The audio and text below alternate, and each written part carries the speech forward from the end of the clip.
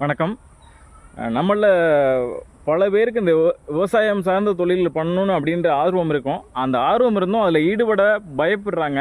ஏன்னா மக்கள் வந்து விவசாயத்தில் ஈடுபட்டால் அது ஒரு கௌரவ குறைச்சலான ஒரு தொழில் மாதிரி பார்க்குற பார்வை அந்த மாதிரி இருக்குது. இது மாறணும். என்னை வச்சுங்களேன், சொந்தமாக பின்கோடு கூட இல்லாத ஒரு கிராமத்துலேருந்து வந்திருக்கேன்.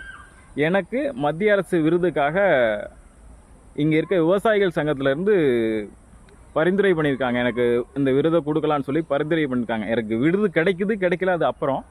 ஆனால் இங்கேருந்து மத்திய அரசு வரைக்கும் இப்படி சாமராஜா அப்படின்ற ஒருத்தன் இருக்கான், விவசாயம் சார்ந்த தொழில் பண்ணுறான் அப்படிங்கிற விஷயத்த மத்திய அரசு வரைக்கும் கொண்டு போய் சேர்த்துருக்கு. இதை நான் ரொம்ப பெரிய விஷயமாக நினைக்கிறேன்.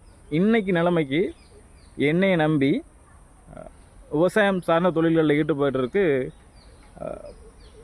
உங்களில் இந்த மாதிரி வீடியோக்கள் பார்த்துட்டு வந்தவங்க 10 கோடி ரூபா அதுக்கு மேலே முதலீடு பண்ண தயாராக இருக்காங்க. அப்போது விவசாயம் எப்படிப்பட்டது அப்படின்றத பார்த்துக்குங்க. விவசாயத்தை ஒரு பெரிய கண்ணோட்டத்தை எல்லோரும் பாருங்கள். அது அவ்வளோ ஒரு மட்டமான ஒரு விஷயம் இல்லை. 2030க்குள்ளே தமிழ்நாட்டின் பெரிய விவசாயி நானாக தான் இருப்பேன் அப்படின்னு நினைக்கிறேன். அந்த ஸ்டேஜுக்கு வரணும்னு நினைக்கிறேன், நம்புகிறேன், வருவேன். நன்றி.